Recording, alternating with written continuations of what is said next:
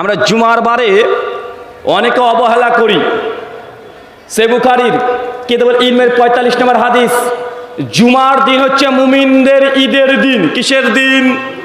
জুমার দিন হচ্ছে ছোট ঈদ। কোন ঈদ? ছোট ঈদ। আল্লাহ নবী বলছেন, সহিহ বুখারী ৯৮১ নম্বর হাদিস, কোন ব্যক্তি যদি জুমার দিন শুক্রবারের দিনে সুন্দর করে গোসল করে, গোসল করার পরে আতর সেন্ট যা আছে তার শরীরে নিজে মেখে নিয়েছে, পায়ে হেঁটে হেঁটে হেঁটে হেঁটে মসজিদে যদি প্রবেশ করে, জুমার দিন আল্লাহর পক্ষ থেকে স্পেশাল ফেরেশতা আপনাদের এলাকায় যত জুমা মসজিদ আছে একদম আপনার আমল নামা নিয়ে সে মসজিদের গেটে গেটে গেটে গেটে দাঁড়িয়ে থাকে। চাচা বুঝতে পারলেন? জুমার দিন কে আসে বলেন তো? কে আসে? ফেরেশতা আসে। কেন? এটা আল্লাহর আদেশ। জুমার দিন আপনার আমলনামা নিয়ে মসজিদের গেটে গেটে প্রত্যেক গেটে ফেরেশতারা বসে থাকে আর অপেক্ষা করতে থাকে কোন ব্যক্তি বিশুদ্ধ নিয়াতে খাস আল্লাহকে ভয় করে খুশি করার জন্য জুমার মসজিদে প্রথম আসছে।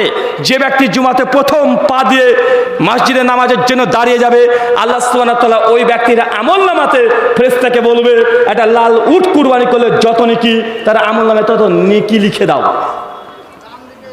বাঙালি মুসলমান দেখেন বসে আছে, এই সময় কি বলতে হয়? হ্যাঁ, ওটা কবে হবে? মরার পর।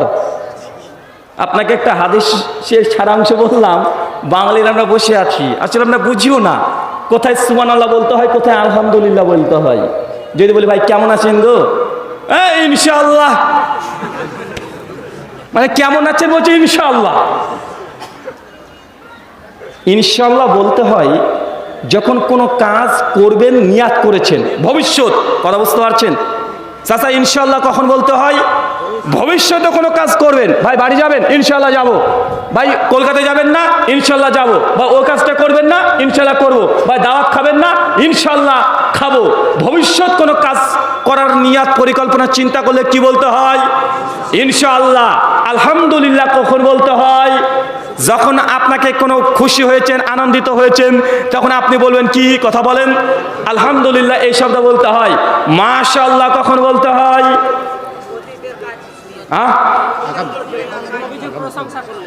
নবীজির প্রশংসা করলে, অন্য কারো প্রশংসা করলে, কোনো কিছুর প্রশংসা করলে, যখনই কোনো সুন্দর জিনিস দেখবেন, ভালো জিনিস দেখবেন, তখন কি বলবেন? কথা বলেন।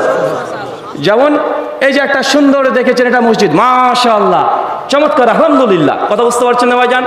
সুন্দর একটা ছেলে, ফুটফুটে সুন্দর ছেলে, এই ছেলেটাকে দেখেছেন, দেখে প্রথমে যদি বলেন আরে কত সুন্দর দেখতে রে তোর ছেলেটা, আল্লাহ নেই বলছেন তাবরানী আসাদের হাদিস, কোন সুন্দর জিনিস দেখার পরে কেউ যদি আল্লাহর শরণাপন্ন না হয়, সে যদি মাশাআল্লাহ না বলে, ওই জিনিসের ওপরে, ওই বস্তুর ওপরে, ওই প্রাণীর ওপরে একদম নজর লেগে যাওয়ার সম্ভাবনা আছে। আইনুল হাক্কুন, নজর লাগা সত্য, নজরের শেষ ফলাফল কবর। সুন্দর একটা বিল্ডিং বাড়ি করেছেন, সবাই যদি বলে হেব্বি লাগছে, অনেক সুন্দর, যদি কোনো ব্যক্তির যদি নজর থাকে, আল্লাহর নজর যদি এটা লেগে যায়, তাহলে বাড়িওয়ালা থাকবে না, কবর পর্যন্ত পৌঁছে যাবে। তাই মা বোনেদের উদ্দেশ্যে একটা কথা, যারা বাবা হচ্ছেন তাদেরও কথা, এই কথাটা আজকে বাড়িতে নিয়ে যান। আপনার ছেলে যদি সুন্দর হয় দেখতে, কেউ যদি শুধু বলে হেব্বি দেখতে, অনেক সুন্দর দেখতে, ওর মুখে একটা আগে বাড়ি মারবে, আগে মাশাআল্লাহ বল। কথা বুঝতে পারলেন ভাইজান? মাশাআল্লাহ বল। বাড়ি আছে সুন্দর, কেউ যদি সুন্দর বাড়ি করছেন তো বলে ভাই মাশাআল্লাহ বলেন। কেন? এটা আপনার ক্ষতি করতে পারে, এটা আপনার ক্ষতি করবে, চরম ক্ষতি করবে। সুনান আবু দাউদের হাদিস, আল্লাহ নবী বলছেন মাগরিবের পর থেকে এশা পর্যন্ত কোন ছোট্ট ছোট শিশুকে বাড়ির বাইরে বের করা যাবে না। সেই সময় জিনের উৎপাত বেশি হয়, সেই সময় ইবলিশ শয়তান বেশি ঘোরাঘুরি করে। মানে মাগরিব থেকে এশা এই মুহূর্তে জিন এবং শয়তান বেশি বেশি রাস্তায় চলাচল করে। এই সময় আপনার সোনামণি ছোট্ট বাচ্চাকে নিয়ে অযথা বাড়ির বাইরে যাবেন না। যদি যেতেই হয় প্রথমত যাবেন না, যেতেই যদি হয় প্রথমে সূরা ইখলাস একবার পড়বেন, সূরা নাস একবার পড়বেন, সূরা ফালাক একবার পড়বেন, আয়াতুল কুরসি একবার পড়বেন, তারপরে ছেলেটাকে 3 বার ফুঁক দেবেন, তারপরে বাড়ির বাইরে বের হবেন। যদি যান এইভাবে, তাহলে জিন বা বদ শয়তান আপনার ছেলেকে স্পর্শ করতে পারবে না, ক্ষতি করতে পারবে না, আপনার ছেলের কোনো ক্ষতি হবে না। কিন্তু আপনি ঢ্যাং ঢ্যাং করে নিয়ে চলে যাচ্ছেন, মাগরিবের পরে আপনার ছেলের উপর জিনের আক্রমণ আসতে পারে, জিন আসার করতে পারে। আমরা অনেকে বলি যে হুজুর আমাদের বাড়ি একটু বন্ধ করে দেন, আছে না নাই? বাড়ি বন্ধ করে দেন, আছে না ভাইজান? আরে বাড়ি বন্ধ আপনি নিজেই করতে পারবেন। হুজুররা এই বলে ইনকাম করে নিচ্ছে, মানে আপনার বাড়িতে ভয় ভয় লাগছে, বা আপনার ছেলেকে জিনে আসার করেছে, গভীর রাত্রে হলে শুধু কেঁদে কেঁদে ওঠে, আছে না? নাই কথা বলেন। গভীর রাত্রিতে কেঁদে কেঁদে উঠছে, হঠাৎই ভয় পাচ্ছে, আপনি হুজুরের কাছে চলে এসেছেন যে হুজুর, আর যেমন তেমন হুজুর না, তাবিজ হুজুরের কাছে। কোন হুজুরের কাছে? সমাজে কিছু হুজুর আছে না তাবিজ হুজুর। আমি ওলেমাদেরকে দুই ভাগে ভাগ করেছি। একটা হচ্ছে ওলেমায়ে ইকরাম, মানে সম্মানিত আলেম ওলেমা। কি বললাম? ওলেমায়ে কেরাম মানে সম্মানিত আলেম ওলেমা, যারা সম্মান পাওয়ার যোগ্য। একজন আছে ওলেমায়ে কেরাম নয়, ওলেমায়ে ক্রাইম। কি বলেন তো ভাইজান? ওলেমায়ে ক্রাইম আছে না সমাজে? ক্রাইম মানে বোঝেন না? যারা যুবক আছেন, ওলেমায়ে ক্রাইম মানে কি? ক্রাইম আরে অপরাধী, এরা ক্রিমিনাল, জনসেনার টাকাকে আত্মসাৎ করছে।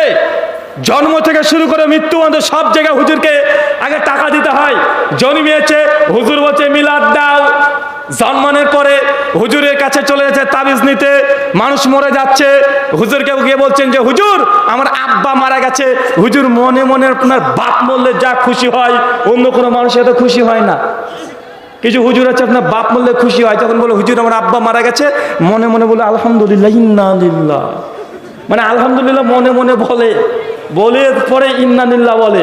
যদিও সুনান তিরমিজি 2063-তে কোনো মানুষ যদি মারা যায় সেক্ষেত্রে আলহামদুলিল্লাহ বলাটা জায়েজ। কথা বুঝতে পারছেন? যদি আপনার সন্তান মারা যায় আলহামদুলিল্লাহ, আল্লাহ সিদ্ধান্ত মেনে নিয়েছেন, তারপর ইন্নানিল্লাহ এটা বলা সুন্নাহ। ইবনে মাসউদ থেকে, আবু সাঈদ খুদরি থেকে সেই সনদে রিওয়ায়াত বর্ণনা আছে। তার মানে আপনাকে আমি এটা বোঝানোর চেষ্টা করছি যে আপনি নিজে নিজে বাড়িটাকে বন্ধ করতে পারবেন।